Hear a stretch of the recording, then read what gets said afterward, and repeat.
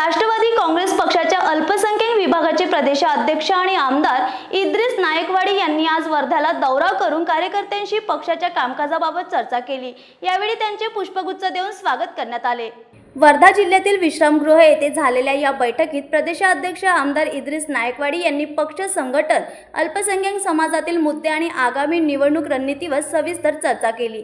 यावेळी सोबत अल्पसंख्याक विभागाचे समन्वयक ताहिर बेग मिर्झा, प्रसिद्धी प्रमुख हसीन अख्तर, जिल्हा अध्यक्ष शरद सहारे, जिल्हा कार्याध्यक्ष आशिष ठाकरे, जिल्हा उपाध्यक्ष प्रदीप गिडकर, अल्पसंख्याक जिल्हाध्यक्ष शेख शरीफ, हिंगणघाट विधानसभा अध्यक्ष दिनेश गुजकर, विधानसभा अध्यक्ष विनय डाहोके, शहर अध्यक्ष गजू खोर तसेच विविध पदाधिकारी आणि कार्यकर्ते उपस्थित होते।